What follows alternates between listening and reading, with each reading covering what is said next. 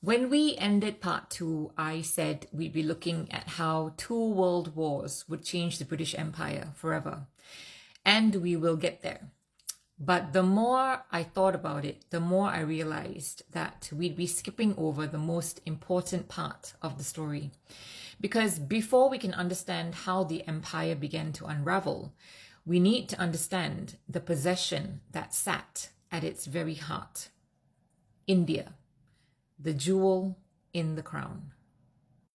If you want to understand the British Empire at its height, you first need to understand the territory that helped make that height possible. And the story begins long before Britain ruled India. When the East India Company first arrived, India was not one country ruled from a single capital. It was a vast subcontinent made up of kingdoms, empires, princes, and rival powers. At the center of it all stood the Mughal Empire. At its height, the Mughal Empire was one of the richest and most powerful empires on earth. It ruled over much of the Indian subcontinent and oversaw a period of immense wealth, culture, and architectural achievement.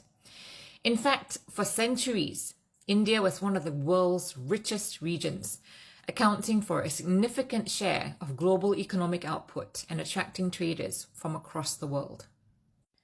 But by the early 1700s, Mughal power was beginning to weaken. Succession crisis, regional rebellions, corruption, foreign invasions, the empire was fragmenting, and history has a habit of filling power vacuums. As Mughal authority declined, regional powers rose. The Marathas expanded across large parts of India. The kingdom of Mysore became a formidable force in the south. The Sikh Empire emerged in the Punjab. India was not a united nation at this point. It was a patchwork of competing powers. And the East India Company saw opportunity. In part 2, we looked at how the company transformed itself from a trading enterprise into a military and political force. Now we see what happened next. The conquest of India was not a single campaign. It took decades of wars, treaties, alliances, and political maneuvering. By the early 19th century, the company's army had become one of the largest military forces on earth. Around 260,000 men served under its banner. Most were Indian soldiers, not British. That detail matters because the story of Britain's rise in India is not simply a story of Britain conquering India. It is also a story of alliances, rivalries, and Indians fighting alongside and against the company. The first major challenge came from Mysore. Its most famous ruler was Tipu Sultan, often called the Tiger of Mysore. Tipu modernized his army, embraced new military technology, and fiercely resisted British expansion. The Anglo-Mysore Wars lasted for decades. The fighting was fierce. In 1799, Tipu Sultan was killed during the siege of Seringapatam. One of the company's most dangerous rivals had fallen. But the greatest challenge was still to come: the Maratha Confederacy. At its height, the Marathas controlled vast areas of India and were arguably the strongest indigenous power on the subcontinent. The Anglo-Maratha Wars would help decide who would dominate India. One battle deserves special attention: the Battle of Assaye in 1803. A young British commander named Arthur Wellesley led a smaller force against a much larger Maratha army. The victory was remarkable. Years later, Wellesley would describe Assaye as its finest battle. You may know him better by another name: the Duke of Wellington. The very same man who would later defeat Napoleon at Waterloo. Many people know Waterloo. Far fewer know that some of Wellington's most important military experience was gained in India. The Marathas were eventually defeated. The company's grip tightened, but one major power remained: the Sikh Empire. Founded by Maharaja Ranjit Singh, the Sikh Empire was one of the most powerful states in Asia.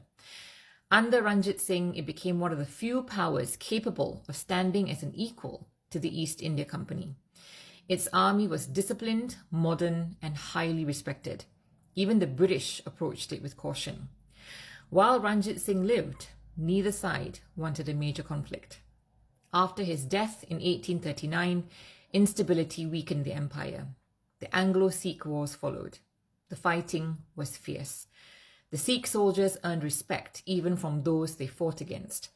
But ultimately, the British prevailed. In 1849, Punjab was annexed. One by one, the company's major rivals have fallen. Mysore, the Marathas, the Sikh Empire. For the first time since the decline of the Mughal Empire, a single power dominated most of the Indian subcontinent. And that is when India became something more than a profitable possession. It became the centerpiece of Britain's global empire, the jewel in the crown.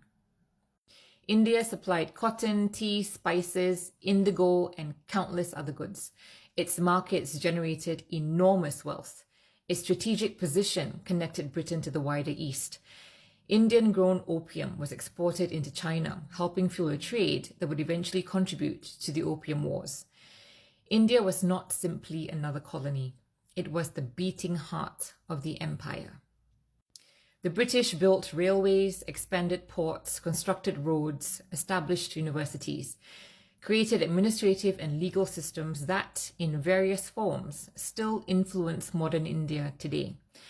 But British rule was not without serious costs. India experienced a number of devastating famines during the 19th and 20th centuries. The causes of those famines remain the subject of historical debate. Critics argue that British economic policies, taxation and export practices often worsened suffering and reduced local resilience during times of crisis. Others point out that major famines had also occurred before British rule and were influenced by drought, crop failures, disease, and environmental factors. What is not debated is the human cost. Millions of people died. And for many Indians, those tragedies remain a central part of how British rule is remembered.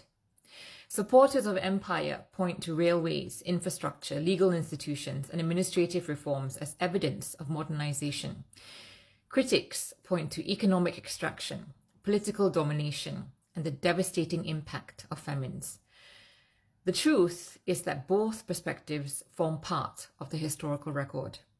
The railways existed, the infrastructure existed, economic extraction existed too. History is rarely as simple as heroes and villains. By the middle of the 19th century, the East India Company looked unstoppable. It controlled vast territories. It commanded one of the largest armies on earth. It generated immense wealth. India had become the most valuable possession in the British Empire. The company appeared invincible. But beneath the surface, millions of people were living under a foreign power they had never chosen. Resentment was growing, and in 1857, it exploded. The uprising that followed would shake the empire to its core, destroy company rule, and change the future of India forever. And before we return to the world wars and the decline of the British Empire, that's where our story goes next, in part 4. Stay tuned.